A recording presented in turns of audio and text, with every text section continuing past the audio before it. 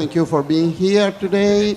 And I'm very proud to be the host of this amazing panel, which is not just in memory of a game that changed the world, but also and mostly in memory of the man behind the game, Gary Gygax. So here with us today, we have 4 people as soon as Luke Gygax, the son of Gary, arrives, that met personally for many years, had a personal working relationship with Gary Gygax. And so I don't think they need any introductions. I will be brief. Sir Ian Livingstone. Hello. Thank you. Thank you. Grazie, grazie. Jon Peterson, who's been the amazing historian that more than anybody else charted the story of Dungeons and Dragons, and Erol Otus, Erol Otus, the amazing artist, which with his art graced many of the covers of the early years of Dungeons and Dragons. So I prepared, just to warm up, a very small gallery of photos from Gary Gygax's life. Some of these photos comes from a very interesting article which appeared on Wired magazine just after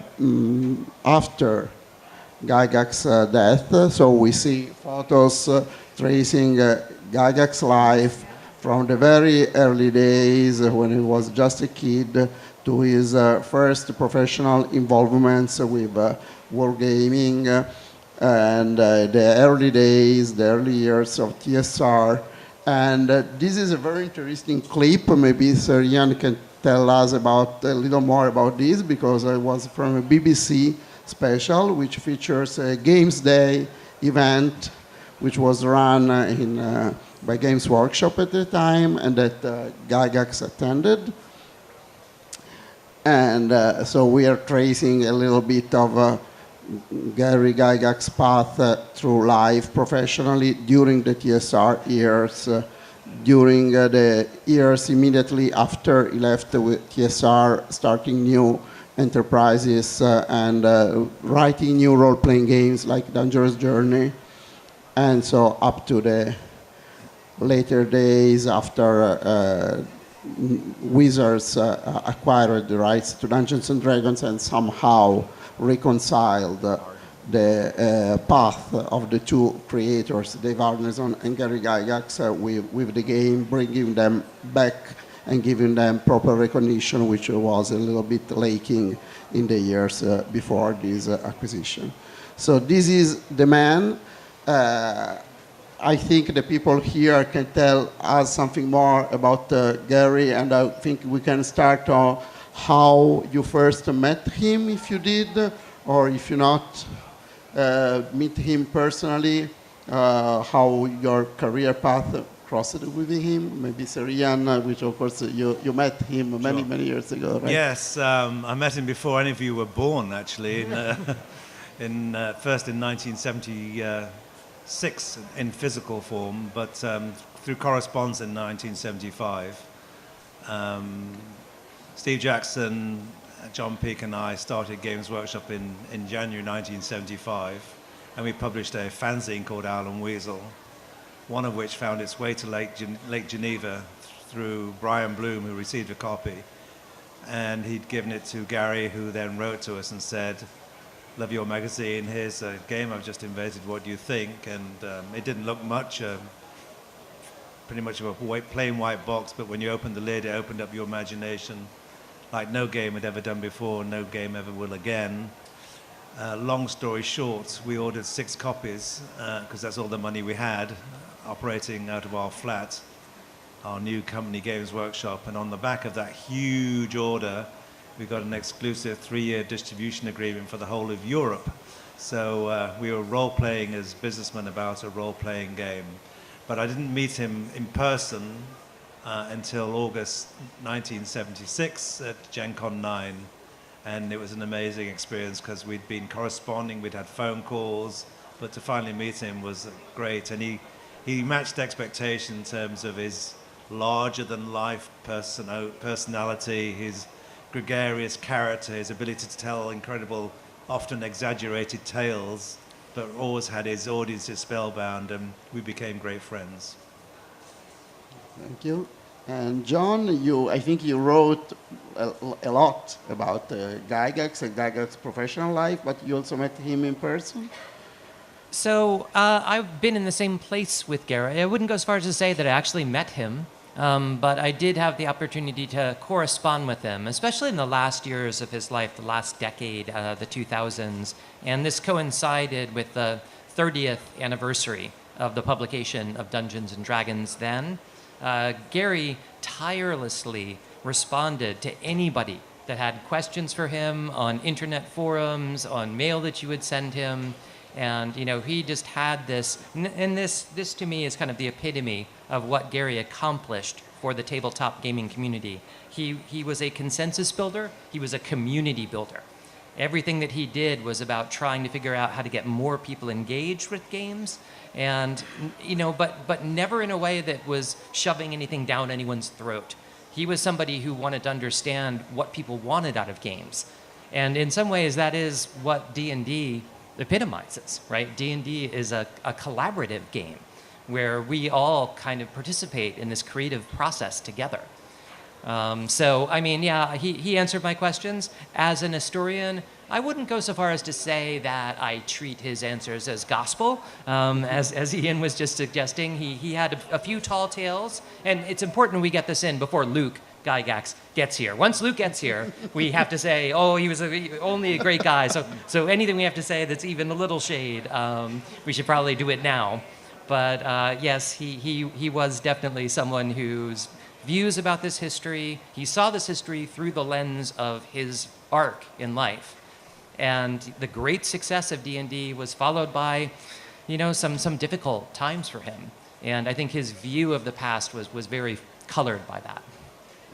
Yeah, I think this is also a very interesting topic for Luke because, of course, as Gary was his father, I think the ups and downs that we as simple gamers have seen through the years, I think they must be mean a lot to Gary and his family. And Erol, I think you are the one which probably met Gary in person before anybody of us did. No, I didn't meet him before. I didn't meet him before Ian did, because I met him in '79 when I became a staff artist at TSR, and we didn't interact with him on a daily basis. We got our assignments from the art director, Dave Sutherland, or Jim Rosloff a little later. But he would come through. He would come through the art department and look around, but he wouldn't really, I don't know what the right word, he didn't offer advice or interfere in our work. It was kind of mellow at that time. And I did get a chance to DM for him, though, once. Mm-hmm. We DM'd for him at a Dungeon Master contest. It was one of the early Gen Cons. And that was a blast. He was a great player, I guess obviously, but he was in contrast. The other players were Brian Bloom and Will Niebling, maybe Jim Ward. I'm not sure about that, but he was the nicest guy. I mean, I say that honestly, even though Luke isn't here. I always got like those executives there. He had the vibe of a creator to me as an artist. I felt like we were the same in some way, and I didn't get that from, say, Brian Bloom or some of the other guys. But yeah, that was sort of the closest interaction I had with having Gary as a player in my game, and I treasure that. So do you think, in retrospect, this was the wisest choice, in a way, not to accept that offer? Of course, now it's easy, but over the years, did you sometimes think it was the wrong answer? At the time, we were quite worried because we'd been exclusive distributors of Dungeons Dragons across Europe and built up a successful distribution company. But we had comfort in that we had everybody else's products, so we were also exclusive distributors for Chaosium and Games Designers Workshop and Fantasy Games Unlimited and several miniatures companies and Judges Guild and a whole raft of companies, that most of which aren't in existence today. So we remain the largest distributor of Dungeons & Dragons, but not the exclusive distributor. And the reason why we didn't want to, apart from the Bloom brothers, was that frankly, we didn't want to spend half our life in Lake Geneva, Wisconsin, because we were young, independent Brits living in London, which seemed a better place to be for us at that time. And of course, with hindsight, it was the right decision, because ultimately Dungeons & Dragons was in the hands of Lorraine Williams, who sacked Gary for strange reasons. I mean, I didn't quite get it myself, but and Games Workshop's now publicly traded on the London Stock Exchange, has a value of 5 billion euros. So we sold out in 1991. So some might say we sold a little early, but So John, the only comfort is I only owned half of it. So John, you wanted to add something about that important turn of the tide when Lorraine Williams. Sure. I mean, and this is a story that has been told many times, many ways, and I think we're all familiar with, Gary's side of the story of how he was ousted largely by the Blooms from the company. I guess I see this as being a little bit more complicated, just in the sense that, the company had clearly overexpanded. And because people like, Gary and Brian and Kevin Bloom, they did not have traditional management experience. None of these people went to business school. Gary never graduated from high school. He briefly joined the Marines. That didn't work out very well. He quickly kind of came back to the Midwest after that. But they had no idea what to do with the profound success that D&D began to experience in 1979. Famously, there was this steam tunnel incident when James Dallas Egbert III disappeared. People believed that he had gone crazy from playing D&D and was lost in the tunnels beneath, kind of like our new dungeon that we have here in Lucca. We're lost in the tunnels, below. It was in East Lansing, Michigan State University. And after that, the company just became so successful that they just started hiring more and more people. They thought it was going to grow forever, and it was not going to grow forever. There was ultimately a ceiling to that market, and they had overextended so much, even though they were making $20 and then $30 million US a year, they were actually taking a loss because their expenses were just so huge from all the people they had on staff. And so from my perspective, a change was probably needed, right? And that change needed to involve the Blooms leaving and probably also Gary taking on a different role. Well, and but I was just saying that the Blooms should have become non-execs at best and probably left even better, but they made some extraordinary business decisions, like investing in a needlework company and other kind of side projects that were the benefit to their family but not to the company of TSR. So that was another thing that put us off. Their decision-making in business was appalling, to put it mildly. And Gary was often had his eye off the ball from running the company, especially when he went to California. Yeah, Hollywood has a powerful allure for Americans. If you grew up in the Midwest, the idea that you're going to make it, you're going to go to Hollywood, be drinking in the Polo Lounge at the fancy hotel there. He did manage to get some great things done, though, including the D&D animated series, which now in 2024, those characters are coming back in force in the new editions of the rule books. Yeah. So, they become part of the lasting legacy of D&D. So we shouldn't say it was entirely a failure, but they hoped that what would happen is by going to Hollywood, this would be advertisement for D&D and more people would buy it and it would grow the audience, but it just didn't quite work. They just didn't quite manage to bump the number up from that.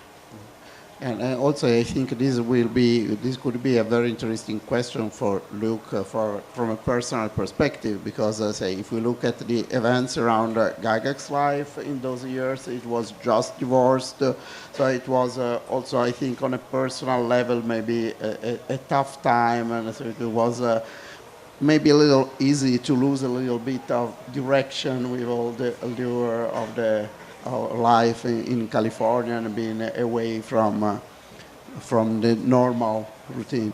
And Erol, you have been working as a staff artist in TSR, right? That's so, right. How long were you there? I did the opposite. I moved from California to Lake Geneva when I was 19 in 1979. And then I stayed there until 81. Yeah. So D&D saved my life. So these were like the golden years, say, in a way, we could say. Yes, I think that's true. Yeah, and from my understanding, reading John's book, that at the time there was a lot of division of Gygax himself, which got conveyed into the game through the people working in TSR stuff. So there was a proper like art direction from his side, or?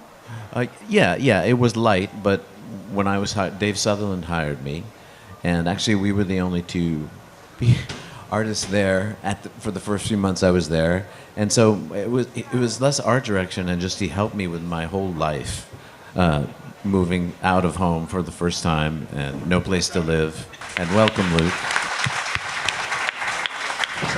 Of course, Luke had a greater calling than just doing talk. He was playing a game, so he is fully justified, and also he had to swim through the crowds, I guess. It was a traffic jam. Yeah.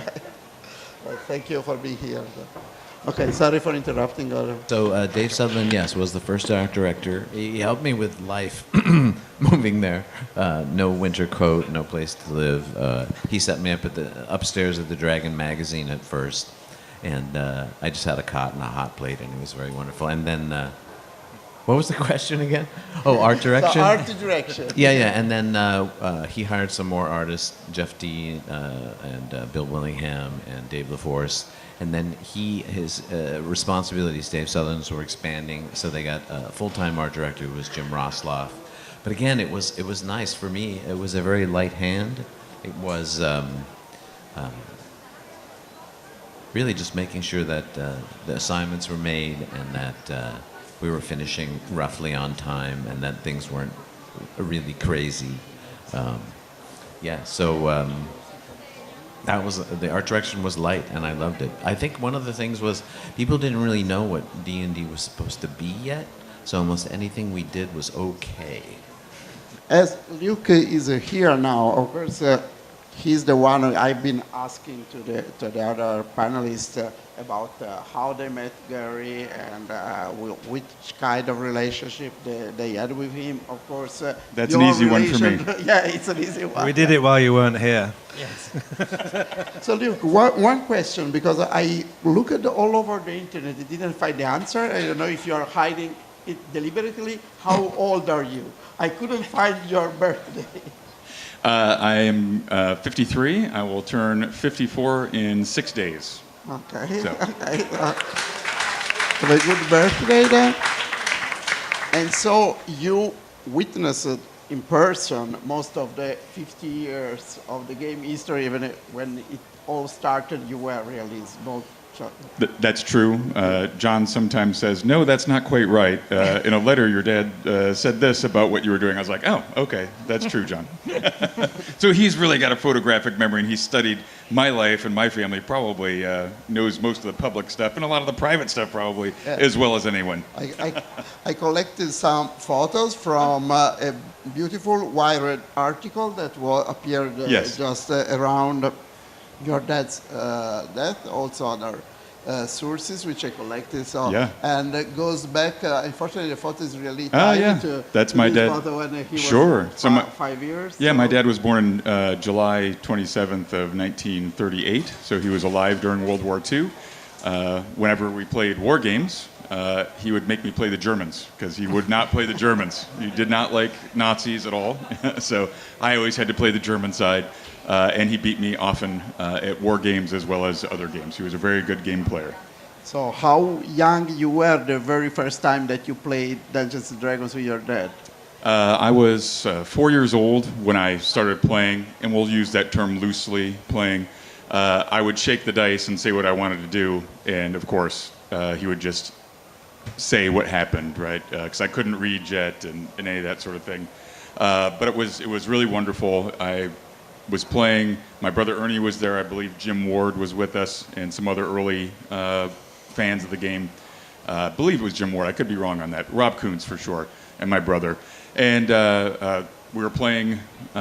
They were adventurers who were going to the village of Hamlet to equip themselves to explore a moat house that used to be a forward part of the temple of elemental evil. And there was, they wanted to go, they'd heard that maybe there was some monsters collecting there, and they wanted to go clear it out. That was what the players were told. And back a long time ago, you would hire men-at-arms to help you go down in the dungeon and fight. In other words, red shirts from Star Trek, right? You didn't care if they died. I got to play. I was begging to play, so he let me play one of those men-at-arms. But then he took me aside and whispered in my ear, "You're really not just a man-at-arms. You're a ranger who works for the druid in the woods, and you're here to spy on the players and see if they're really doing good or if they're there on the side of evil." I was like, okay, great. So I played that character, Otus, from that point on, and I'd play him periodically through, and of course that was before Team 1 became a module, but I play tested the Setting of the Hill Giant Chief, the Glacial Rift of the Frost Giant Jarl, and the Hall of the Fire Giant King, and then we descended down into the depths, and Otus made it up to 10th level before I retired him. So that was my first character, and I got many years of joy from playing. Thank you very much. It's a beautiful experience. And I also wanted to ask you a question that is from your very personal perspective. Because again, for most of us, we've seen Gary's work through the years and his professional involvement and his successes and less successful enterprises. But of course, all these swings, all these ups and downs must have meant a lot for you as a family. So I would like you to tell a little more your personal perspective on, because there were the golden years, and then there were tough years, and then again, and so it was a lot. Yeah. So in our personal life, how did my father's successes and failures impact the family? Well, like anyone else, money sometimes comes and goes. Hopefully it stays, right, if we're lucky. But when I was born, my father had just lost his job the month before as an insurance underwriter, and we were desperately poor. I was the fifth child, and so we lived in a small home in the town of Lake Geneva, and my dad learned how to repair shoes as a way to make money because he wanted to try being a writer full-time. He didn't succeed at being a writer, but he was an amateur war gamer and would publish in lots of zines and had a few games published through, even one with Avalon Hill at that time, if I remember right. Alexander the Great was already out, right? It came out actually after D&D did, but What? the Guide on Games version came out before Guide on D&D. Games, that's what, okay, so Guide on Games. So he hadn't made Avalon Hill yet, it was just Guide on Games. But he was well known in gaming circles, but we were desperately poor, and in fact, before he created Dungeons and Dragons, we were on public assistance or food stamps so that we could buy enough food. My mom gardened. Our cousin would drive her a few miles out to the country so that she could farm food and bring it home so that we could have something to eat. She would make our bread. We bought secondhand clothes, and I wore my sister's jackets and things. So we were very, very poor. So when Dungeons and Dragons, when he published that, really because of the kindness, the belief of his friend Don Kay, who borrowed money to start the company, things started getting better in 76, 77, sales were picking up. My dad was able to focus on gaming full time, and I knew we made success when I went to the grocery store and when I asked for the name brand cereal, like Captain Crunch or something, my mom said yes. So that was a big deal. So that was shift. And then we went from being very, very, very poor to living in a 14-room mansion in the country, and my mom driving a Cadillac, and all the signs of success. That was very stressful. To go from nothing to a lot of money can be hard on people and change them. And I think it was hard on my family. My dad was traveling; he was gone a lot. It came between my mother and father's relationship.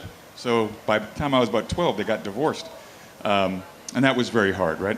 But the money was still there; things were good.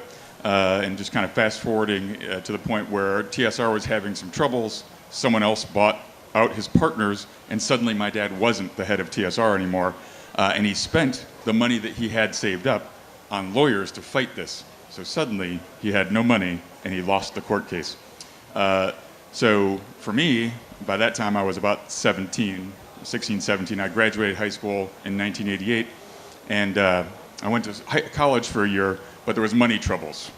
And so rather than be a burden on my parents and ask them for things, I joined the Army and went, finished my tour in the Army and sent myself to school, and then I just continued a career in the military. So for me, that was how I got out of there. But for my dad, it was very tough. He never achieved that level of success again. However, I think he was happier when he was not running a big business, when he was not worrying about those things. He was happiest when he was working on creative projects with other creative people that he oftentimes mentored. He had a lot of good ideas and had a lot of practice. So he enjoyed meeting young people, young game designers, and or newer game designers. Didn't have to be young, but just newer game designers, and giving them encouragement and some ideas and building together. I feel like he felt very satisfied doing that. So even though he wasn't rich in money when he died, he had a lot of very close friends who he enjoyed talking to, and he felt fulfilled creating. And really, what more can we ask for in life than to feel fulfilled, like we're doing something? Yeah, no, in fact, I think this side, the creative aspect, the importance of creativity for Gary Gygax and the community building, all those things came across already from some memories from we were also saying that, did he ever talk about the fact that maybe he and the Bloom should have hired somebody to run the company from a business point of view, because a lot of creative people in board games, role-playing games, and video games are not best placed to run companies, and the most successful ones are when they understand what they're good at and should be spending their time on, rather than what they aren't good at and shouldn't be spending their time on. But when they partner with a CEO who can run a business, they can enable each other to do well, as long as they don't, in your father's case, lose creative control, but allow all the stuff that kind of gets in the way of what they should be doing to be done much better. He should have looked at it more like a role-playing, like a D&D game. Yeah. He's like, hey, stick to your character. I'm the magic user. I shouldn't be up front trying to tank. Why don't we get a fighter up front who can run the business? I wish he had had good counsel in that aspect, but I don't know that he saw that. He didn't like running the business part of it, and he realized that he wasn't maybe the best at it. And I think the person he brought in ended up just saying they could do it better and didn't need him. I'm not sure of those details. He was pretty upset, and I don't think he wanted to burden me as a young man with that information. But yeah, I absolutely agree. It would have been smarter to have him Stan Lee, do a Stan Lee and be the kind of the face and maybe some creative, and have people run the business who knew the business. Yeah, I think a lot of creative people think they're going to lose control of the company as well as creative control. But in his case, he did, because of the shares aspect, because the Bloom sold out to Lorraine Williams, which was terrible. But if you can retain control of the company and just allow somebody else to run it, you're still in control. Yeah, that would have been far superior and saved TSR a lot of pain. It would maybe be a company that's still around. So yeah, that was probably the darkest time for my father, was in the 80s and early 90s. And Ian, I think in some way it's somehow a mirror image of your own experience, in the sense that you decided to shift from a managing role to a more into creative world, writing the books, rather than continuing to run your company. Well, I think you have to be honest with yourself, and as I said, know your strengths and also recognize your weaknesses. And in the case of Games Workshop, Steve, Jackson and I were running it during the day, and then we were writing Fighting Fantasy game books at night, which we did for 2 years, but at the end of which something has to give. So you're working from 8 in the morning to 2 a.m. the following day. You can handle it when you're young, and then you can't. And so naturally, we handed over the reins of day-to-day running to Brian Ansell, who was clearly an excellent business person, as well as an amazing visionary for miniatures and for tabletop rules in Warhammer. You know, for those of you that don't study the kind of prehistory of D&D, there are a couple of really key things to recognize about what Gary really accomplished in those years leading up to the publication of D&D. And this starts, I think, with Gen Con, which was at first just the Lake Geneva War Games Convention that he founded in 1968. Again, an attempt for him to get communities together, right? To get gamers in the same room talking to each other. And it would be in the second Gen Con in 1969 that he first met Dave Arneson. And when he met Dave, Dave had an interest in the Napoleonic era of war games. And, you know, Gary was also interested in that. He'd been writing into fanzines to these were amateur publications that the war gaming community used to kind of share information, geographically dispersed. And, you know, they said, let's start collaborating on stuff. And they worked together on a game. But they already didn't have a way really to find a publisher for that. But Gary found that too, because he connected with a guy named Don Lowry. And Don Lowry then went on to found an imprint called Gaiden Games. And it would be Gaiden Games that first published Gary's Chainmail, which was kind of the first set of fantasy miniature rules that you could buy. And thus the forerunner to Reaper and, like, you know, ultimately to Warhammer, right? And, you know, but it was because he had Gaiden Games, then he had a platform to collaborate with Dave Arneson on their first set of rules, was called Don't Give Up the Ship, which came out in 1972. With Mike Carr. With Mike Carr. Mike Carr came in at the last minute and cleaned up. You know, well, we're not here to talk about Dave Arneson, so I'm not going to talk about Dave Arneson much, but Mike Carr is a great help for people who need editors. I'll just put it that way. But, you know, this, again, was what created the opportunity when you know, Dave Arneson's group, who are very creative gamers in the Twin Cities, found Chainmail. You know, their first thought was, oh, let's take this to Gary, to Gaiden Games, and to get this published. And for whatever reason, and we don't need to get into this, Gaiden Games was not going to publish D&D. So as Luke said, what did Gary do? He wasn't going to be deterred by that. He had friends who were gamers who believed in what he was doing because he had built that consensus and that community around it. And so he founded Tactical Studies Rules, later TSR, and like pushed this forward. And it takes a lot of moxie to do like everything that I just talked about there. And to recognize too, when you see something like Dave Arneson's Blackmore campaign as it was presented to Gary, to see this and say, I see a game in this. I see a product that we could put in front of people they could understand and run their own games with. And I mean, you know, this is something like lightning rarely strikes twice in the same place. This was a lightning striking moment. But I think it took Gary's, you know, tremendous insight into the development and his understanding of the audience and his understanding of how to package rules that people could understand. Those things were all so essential to making D&D happen and make so much that has happened since D&D happened. Like I said, we were poor, so poor we couldn't afford to buy food, right, and put clothes on his children's back. Yet he found a way to start that company with his best friend because he believed in it so strong. Even though Avalon Hill said no, Gaiden Games said no, he had no money. He still found a way to make that happen.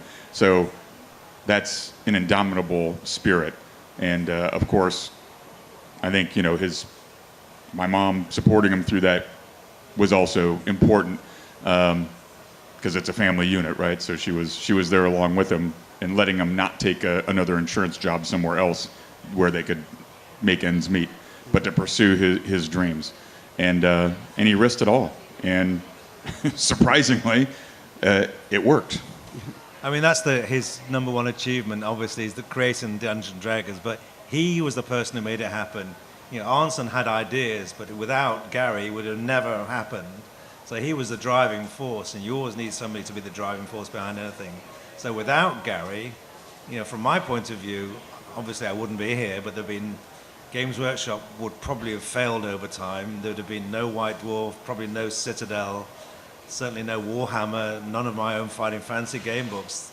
His vision and hard work not just built a franchise in D&D, but built an industry off which millions of people have been entertained and thousands of people have earned incredible careers and brought joy and happiness to countless millions around the world. So Thank you, Gary. Thank you, Gary. And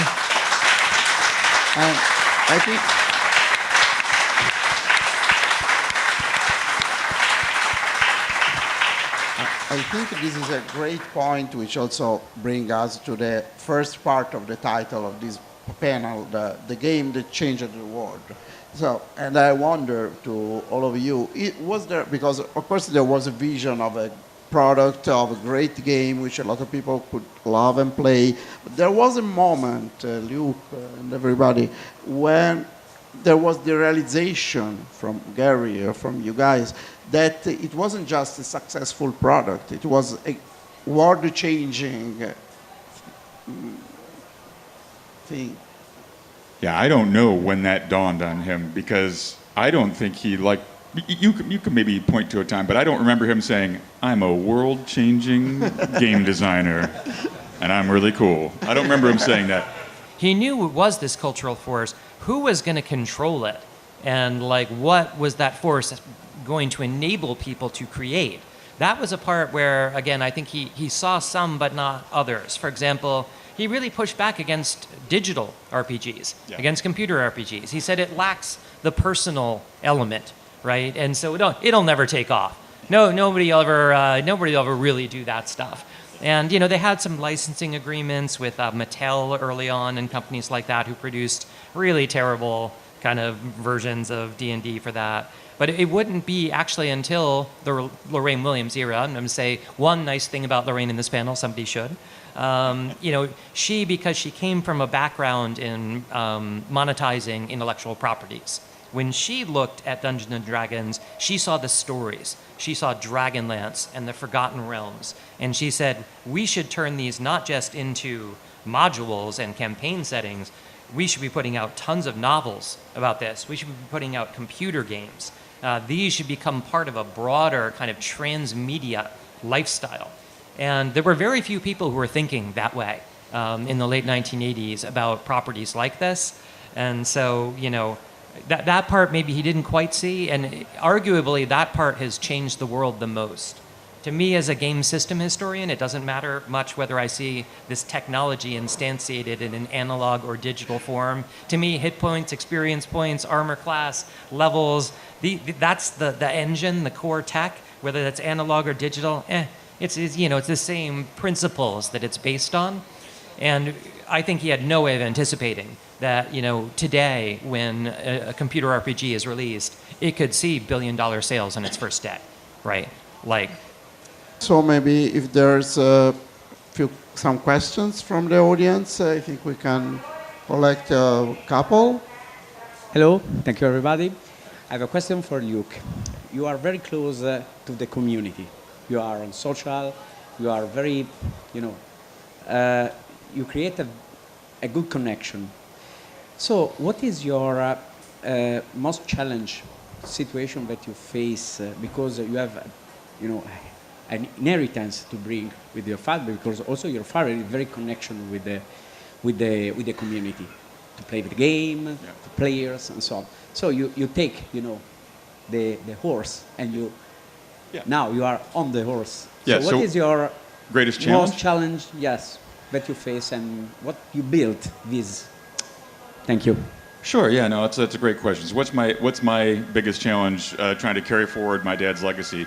I really just wanted to make sure that my father's name was not forgotten, and that the work he did, although it doesn't appear on the cover of Dungeons and Dragons books, although they made a D&D movie and didn't thank Dave or my dad or Ed Greenwood for creating the world, I wanted to make sure that he wasn't forgotten by our community, and I wanted to make sure that I got to talk about his love of the game, his love of the community, and promote the things that I learned through gaming with him, which was having a good time with close friends, sharing laughter, high adventure, and generally bringing happiness to so many people. And I found ways to do that by, through GaryCon, my convention that is a memorial convention to him in Lake Geneva, Wisconsin, where the game was created. And many people come there, and we really salute many of the founders. Besides just my dad, there's lots of people who helped build the industry, and we want to salute them, especially when they're alive. They can come there and we can thank them in person for what they did and all the good that has come through Dungeons and Dragons. How did it change the world? Sure, it brought more fantasy to our entertainment and things like that. Way more importantly, it taught us that we are stronger when we cooperate. Everyone is good at something in a team, right? There's a cleric, there's a magic user, there's a fighter, there's the thief. You may have a ranger, right? Everybody is good at some things and not so good at others. That's like real life. None of us is great at everything, but if we band together and we cooperate and we use our strengths, we can overcome great obstacles. I think that's something that gets ingrained in you through gaming, and it changes your perspective and teaches you how to work together. It also has been very helpful. I've heard thousands of people have told me all around the world how D&D, they didn't know my dad, but they feel like he's their uncle because this game helped them through a very tough time, whether that was a learning disability and they saw the beautiful artwork that was on the cover and they just wanted to know how I can play this game. So they learned to read. Even though they had dyslexia, no one knew that. They just thought they were lazy or dumb. They weren't. They just had a problem, but now they're a doctor or a lawyer or whatever the case may be. They had a relationship at home, parents that were gone or drug or alcohol problem, and it was hard for them, or even worse. But they learned through the game not only to escape, but to learn that they could be powerful people in their lives. They could speak out. They could take action. They could change the world. They could change their circumstances and better themselves. And as well as just being persuasive. How do I get the group to do what I want to do? Well, you got to learn how to talk to people, right? So you can't be shy. You got to learn persuasive speech. When there's puzzles in front of you, you have to solve them. So it makes the player a better person and better prepared for life. And that's very important. That's more than just entertainment. Did my dad know that when he made the game? Of course, no, he didn't. He didn't know it. That was just a really, really lucky side effect to playing D&D. You're learning a whole bunch of skills, but it's disguised as just having fun and screwing around with your buddies, which is probably one of the best things in the world. So I am incredibly proud of that legacy, and I think that's the most valuable part of Dungeons and Dragons, and that no one can take away. So, and I'm very, very proud and humbled to be able to talk to people about it, and especially to be here in Lucca, given the 50th anniversary and this beautiful plaque that was dedicated to Dave and my father here at Lucca. This is mind-blowing. So, from my perspective, I don't see a lot of challenges. I guess I don't have a huge bank account, but you know what? I have a lot of friends all around the world wherever I go, and that's worth a lot to me.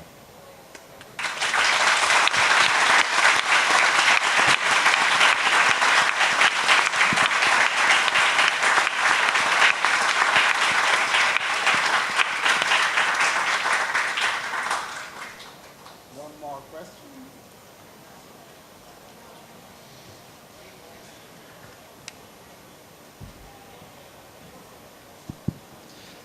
Hi, so I think it's safe to say that right now, mostly Dungeons Dragons, but maybe other kind of role-playing games and video games and stories are engraved in your life, have become your life itself. But my question for all of you is, if you still play the game, are you able to play the game like you were when you were 4, in your case, or when you started, or do you see it more like off topic of your job, of something you do every day, because maybe it's different for you after years of working in this like specific role of designer, author, historian, compared to playing the game with your friends on Saturday night. It's the same. It's the same. It's so good. It's just the same. Yeah, I think of the people up here, 3 of us were in the same game last night playing. Yeah, it was fun. And Why didn't I get invited? Yeah. You would have been welcome. Actually, one person got sick, and so we had an empty we chair. had an extra space. We could have should had brought you in. They schedule us very I've aggressively. got Ambar the guests for this. Barbarian. He's 70 years old and looking for adventure. Yes. Very good. And yeah, it felt to me the same as playing when I was a kid, playing last night. I mean, Luke, agree? Yeah, well, I'm probably a little bit better of a player than I was at 4. Sure. And I probably am a little less of a power gamer as I'm older, right? But Yes. it's still absolutely very fun. And I just was up at the art exhibit running D&D, and I clearly I forgot about time and everything else, and just was having a wonderful time until I got outside and the phone worked, and it was like, "Where are you? What's going on?" I was like, "Ah!" And then I had to try to swim up a river to try to of people to get here. But yeah, it's great. D&D is wonderful. Is it work sometimes? But that's more like editing and that sort of stuff. The playing part is the best. It's awesome. Yeah, making the books is like a super hassle. You know, I would not recommend this as a career to anybody. Thank you, everybody. Thank you. Thank you very much.